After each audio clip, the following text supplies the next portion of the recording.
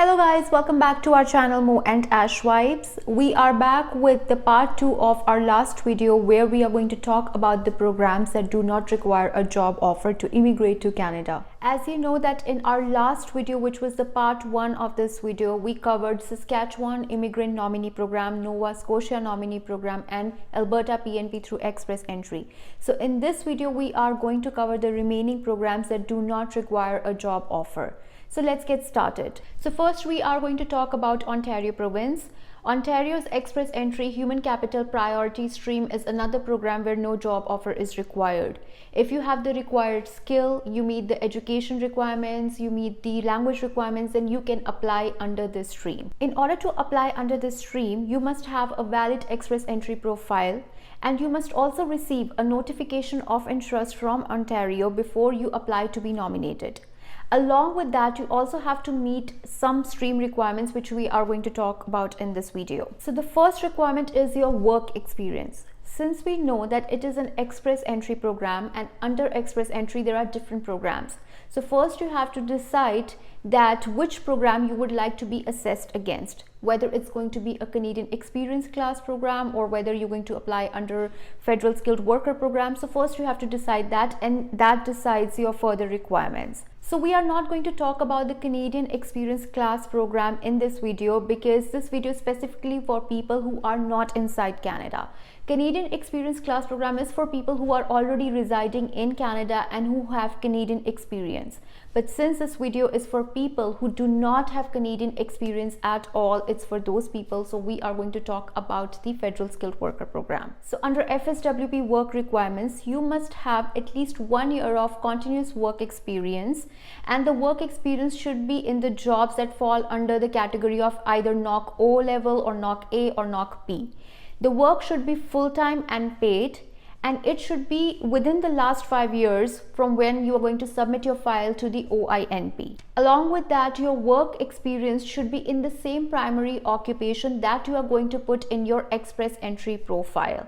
A lot of times people also ask me that what if I have the work experience but I was doing a part-time job? Well, you have to complete your 1 year of experience. So if you were doing part-time job, then you have to complete the same amount of experience in 2 years, which means 1 year of full-time work means 1,560 hours in a year. So let's say you were working a part-time job of, let's say if you were working 15 hours a week, then in that situation you will have to complete 1,560 hours in a period of 2 years in order to meet the 1 year work experience requirement. So you have to cover the basically 1,560 hours, which is considered as a full-time experience for 1 year. The next requirement is your educational requirements. So in educational requirements, you must have at least a bachelor's degree or a PhD degree, which is equivalent to Canada. So for that, since your education is going to be outside of Canada, you must get your education assessed. So they would need your education credential assessment report from a designated institution. In the language requirement, you must score a CLB of 7 or higher in either English or French. Similarly, you should also be able to prove that you have enough settlement funds to support yourself and your family when you are going to come to Canada. At the same time, you should also be able to show that you have the intention of living in Ontario. Because sometimes what happens is that people get their PR and then they move to another province. So it doesn't show their commitment to a particular province. So if you are applying under Ontario, you should be able to show them that you have the intention of living in Ontario itself. Under FSWP category, you must score a minimum of 67 points in the 6 selection factors. And those factors are your age, your work experience, your education, your language, your adaptability, and your arranged employment in Canada. Along with that, you must also meet the minimum CRS score requirement under the Express Entry system. So Ontario's Express Entry Human Capital Priority Stream is also a very good program that gives you the opportunity to immigrate to Canada even if you do not have a job offer. So the next program on the list is Prince Edward Island PNP through Express Entry.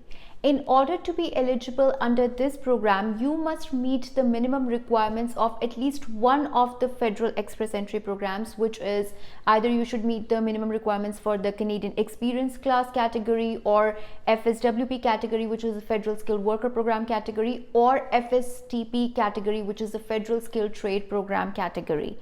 Also, in this case as well, you must have a valid express entry profile and you should be in the pool of candidates. The Prince Edward Island PNP program through express entry works on the expression of interest system, also known as the EOI system. So if you meet the eligibility criteria, then you must create a profile in the EOI system of Prince Edward Island, which is the expression of interest system. Please note that you can only have one active profile at a given time that remains active for a period of 6 months. So if you get an interest letter from the province, after that you can apply for your nomination. After you apply for your provincial nomination, if the province decides to nominate you and you get nominated by the province, the good news is that 600 points get added to your CR score right away, which increases your CR score by a huge number. So your chances of getting your permanent residency becomes even higher with such a high score. So which is definitely worth giving it a try. So this is another program where no job offer is required. If you have the skills and experience that would help in the economic and labor market needs of the province, then this is also another good program for you. So guys, these were some of the programs that do not require a job offer for you to immigrate to Canada. Some of the programs we covered in our last video and the remaining programs we covered in our today's video. So the programs that we covered in both of our videos are Saskatchewan Immigrant Nominee Program, Nova Scotia Nominee Program, Alberta PNP through Express Entry Program, Ontario Express Entry Human Capital Priority Stream, and Prince Edward Island PNP through Express Entry. So these programs are a really good option for all those people who want to immigrate to Canada but they do not have any Canadian work experience or Canadian education or Canadian job offer. So these programs are going to be really helpful for all those people. If you have any questions related to any of the programs that we covered in our last video and today's video, feel free to comment in the section below. Also, if you haven't subscribed to our channel yet, don't forget to hit the subscribe button and like the video and also share the content. Now I will see you in our next video. Until next time, ta-da!